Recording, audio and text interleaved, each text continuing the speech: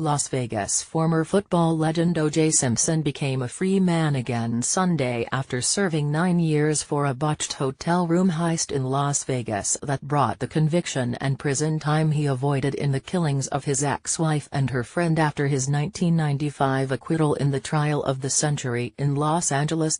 Simpson was released at 12:08 a.m. PDT from Lovelock Correctional Center in northern Nevada, state prison spokeswoman Brooke Keast told the Associated Press.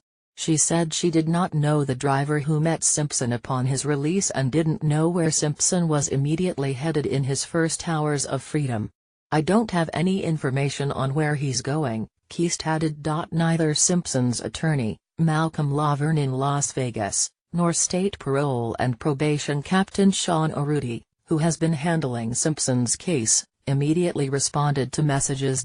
Keast said the dead-of-night release from the prison about 90 miles, 145 kilometers, east of Reno, Nevada, was conducted to avoid media attention. "We needed to do this to ensure public safety and to avoid any possible incident," Keast added, speaking by telephone. She spoke from Lovelock, where she said she witnessed Simpson signing documents to be released. The 70-year-old Simpson gains his freedom after being granted parole at a hearing in July.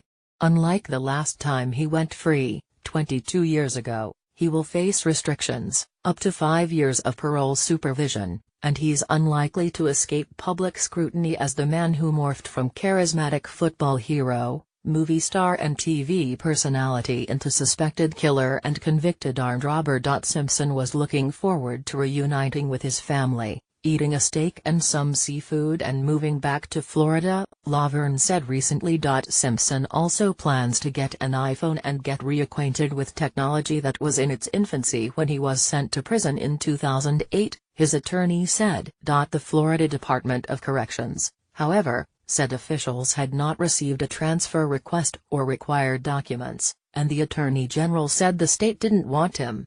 The specter of his residing in comfort in Florida should not be an option, Florida Attorney General Pam Bondi said in a statement on Friday.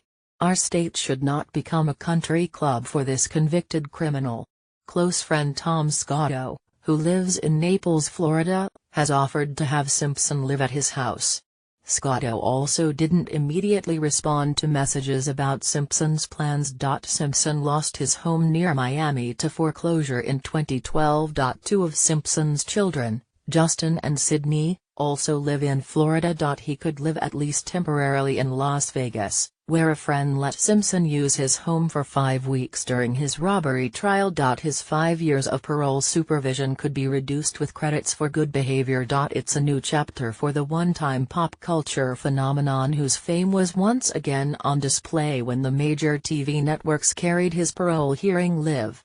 He told officials that leading a group of men into a 2007 armed confrontation was an error in judgment he would not repeat. He told the parole board that he led a conflict-free life, an assertion that angered many who believe he got away with killing his ex-wife, Nicole Brown Simpson, and her friend, Ronald Goldman in Los Angeles in 1994. Simpson was once an electrifying running back dubbed Juice, who won the Heisman Trophy as the nation's best college football player for USC in 1968 and became one of the NFL's all-time greats with the Buffalo Bills. Handsome and charming, he also provided commentary on Monday Night Football, became the face of Hertz rental car commercials and built a movie career with roles in the Naked Gun comedies and other films. Simpson fell from grace when he was arrested in the Slings, after a famous slow-speed Ford Bronco chase on California freeways.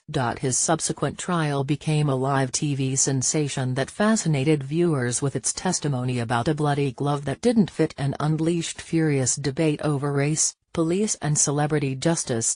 A jury swiftly acquitted him, but 2 years later, Simpson was found liable in civil court for the killings and ordered to pay $33.5 million to survivors, including his children and Goldman's family. He is still on the hook for the judgment, which now amounts to about $65 million, according to a Goldman family lawyer. On September 16, 2007, he led 5 men he barely knew to the Palace Station Casino in Las Vegas in an effort to retrieve items that Simpson insisted were stolen after his acquittal in the 1994 slayings.